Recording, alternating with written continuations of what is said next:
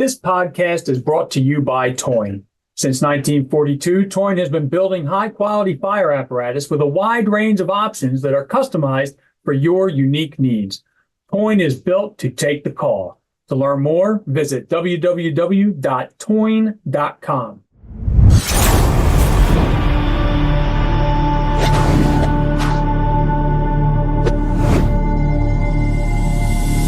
Hi, Chris McClune here with Fire Apparatus and Emergency Equipment. Welcome to this episode of our podcast. Well, as this is being deployed, it's September 30th, and we have now seen Hurricane Helene's path of devastation from the time it made landfall in Florida to the time it moved through Georgia, South Carolina, North Carolina, Tennessee.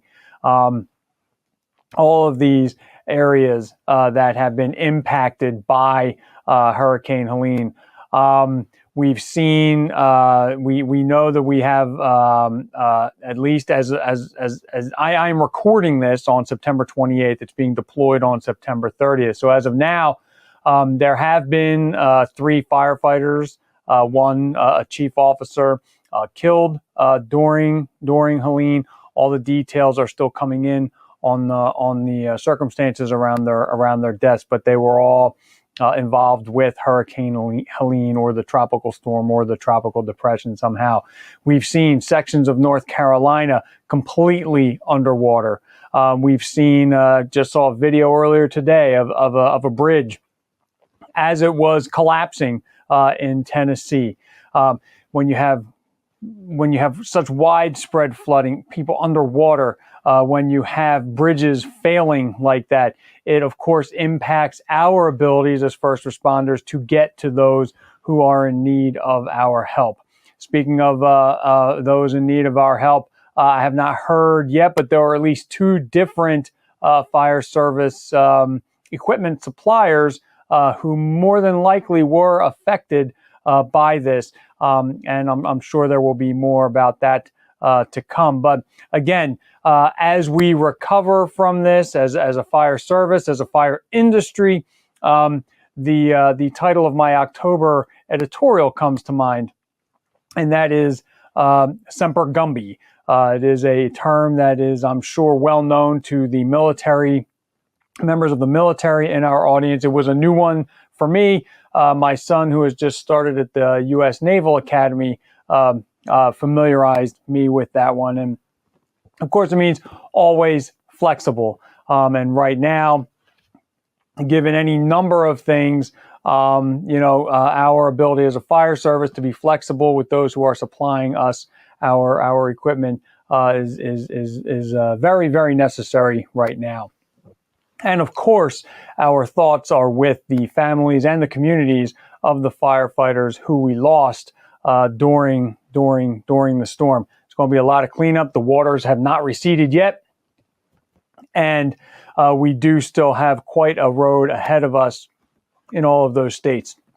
All told, more than 50 people have perished with the storms, and that number may go up. It is likely to go up as the waters recede. So our thoughts, of course, are with everyone, all the responders that are there. I know from my area, at least one task force responded down south. I'm not sure if they were headed to Florida originally and maybe changed destinations. I'm not sure exactly there, but certainly during this week we will hear more and more about what happened there. So again, it would be impossible to start a podcast this week without discussing Hurricane Helene and what happened after. I do know that, just from my own personal experience, responding in floodwaters is one of that I've done it once in my career where I've been the driver of the apparatus, and I would say that there was no more stressful a response than that, and we were all over this one area. It was sort of the same thing. It was a little farther on down the line. It was Hurricane Ida, and they were remnants of Ida that came up, and made it to our area. It touched off not only widespread flooding, but a tornado that took out quite a few that had quite a path. Not a normal occurrence for us. We've had tornadoes, but this one was probably in my 31-year career was the worst one that I have ever seen. But I do know that responding during those types of events is the most stressed I've ever been as an apparatus operator. Again, I can't say it enough. Our thoughts and our prayers are with the residents of those communities, the first responders of those communities, and all the businesses and all the people impacted by this event. Please, certainly we will continue to cover it as the week continues. I wanted to draw your attention to a story that's going to be running on our site this week, fireapparatus.com, about some new Atlanta Fire Department rigs, Atlanta, Georgia. They had to kind of think outside the box a little bit. We had a blurb about them not too long ago and some pictures. We do have a follow-up, a little bit more information on them. They're calling them hybrid trucks, but it's not because of their driveline. But it is because of what they do. And basically they were designed for truck companies, and they carry all the equipment that a typical truck company would carry. They just don't have an aerial on there. Now you might think, what are they doing? In this case, Atlanta, they said that on their truck companies, and this was Captain J.T. Turner, who heads up their apparatus committee, said that they are the aerial devices on their trucks, truck company apparatus, are the least used part of those trucks. So for what they need them to do, these are appropriate. It's a little bit out of the box thinking. They did this for a couple of different reasons. One was speed of getting the rigs. The other was the price. These rigs, each of them were about $600,000. They have a fourth one on the way. They received the first three earlier, and they were ordered in early 2023. So they were also able to get them more quickly. Like I said, they have a fourth one on the way, and the way these operate they are housed if a truck company goes out of service, and they're experiencing in Atlanta a little bit of a tough time, a challenging time with their apparatus and out of service times. And these are designed to keep those companies in service. So when a ladder is out of service, the ladder truck is out of service, they'll move one of these trucks into the affected station. It could go anywhere. All three of these could be anywhere in the city. And Turner was pretty confident that they would be used quite a bit because of the amount of out of service time that the apparatus fleet is experiencing right now. They had to do this because they needed to, for what they spent on three, they might not have even been able to get one brand new aerial truck or a ladder truck with an aerial on it. And also they weren't sure about the delivery time for that truck. So this was just a little bit. It's not going to, this type of thing wouldn't work for every department, but it does work for Atlanta. So take a look at that. More pictures of the rigs, some more information on the rigs about how they're going to be used, how they're going to be staffed, and things of that nature. But an interesting way of looking at it. Along those lines, when we talk about out of service times and maintenance and things, I'm going to be at the fire truck training conference this week up in Lansing, Michigan. It's an annual event.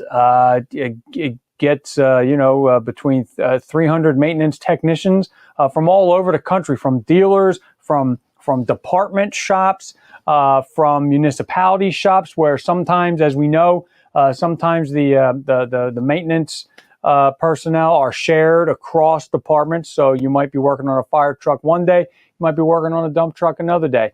It's a great conference. There's a lot of vendor supplied training that's specific to the vendors. There is a lot of more general. It covers newer maintenance or vehicle technicians to certified vehicle technicians. It is also a test site for emergency vehicle technicians, and it also does provide prep tests, or I'm sorry, prep classes for ultimately taking the test at the end of the week, depending on what area you're taking the test for. It's a great event. Like I said, it's an annual event. It started with Bill Foster and Spartan Motors so long ago. Rev has continued to do it, and like I said, it really does gather a decent amount of technicians from across the country. My favorite thing to do is to just listen. Of course, I enjoy meeting technicians and maintenance personnel from across the country. But just listening to them talk to each other, it is a very unique networking event, and it is amazing how no matter what the brand, there are common maintenance issues or challenges that occur all across the country, and it's great to hear different vehicle technicians talk about their different solutions to these problems. It really is amazing how solutions driven all these folks are. So again, these are really the unheralded in many cases, and really, when you talk about fire apparatus and emergency equipment and many of the things that we cover throughout the year, it's apparatus specifications, and believe it or not, more and more departments are getting their vehicle technicians involved with the specification process for upcoming apparatus. Because if they can't work on them, they're going to be out of service. And of course, they are charged with getting these trucks back into service as quickly as possible. So again, keep an eye out this week. I'll be, there's the award named for Bill Foster. That'll be given at the event, and we'll have other coverage of the event throughout the week. Again, it's a great event, a great group of people, and really they are solutions driven, So again, keep an eye out for that. It's really all I had for you this time around. Again, please keep our brother and sister firefighters in all of the states that have been impacted by Hurricane Helene and the storms that have come up since the tropical depression as it made its way after it made landfall in Florida. We've lost 3 firefighters, 1 a chief officer. Keep those communities in your thoughts, and certainly just keep all the responders there. This cannot be an easy time. It's got to be a very stressful time. The calls, we all know it. The calls when these events occur, they just pile up and they accelerate very, very quickly. The CADs fill up. Dispatch centers become overwhelmed. I know from my county, we go into emergency traffic or priority traffic only. And a lot of times the actual dispatching ends up being done by our local police department, or at the local police department in the emergency operations center. We end up taking that over locally because the county just gets so overwhelmed. So keep all of these people, the responders, the families of the responders, because I know how it is. My wife, as much as she understands what I'm doing when I go to the firehouse during these events, any firefighter, wives, husbands, are leaving wives and husbands back at home.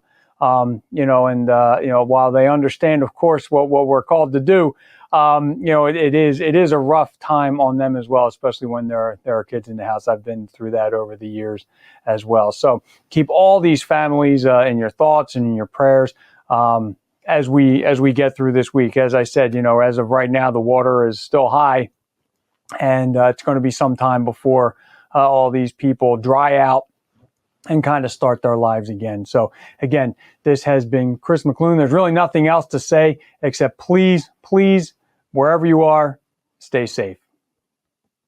This podcast is brought to you by Toyne. Since 1942, Toyne has been building high-quality fire apparatus with a wide range of options that are customized for your unique needs. Toin is built to take the call. To learn more, visit www.toin.com.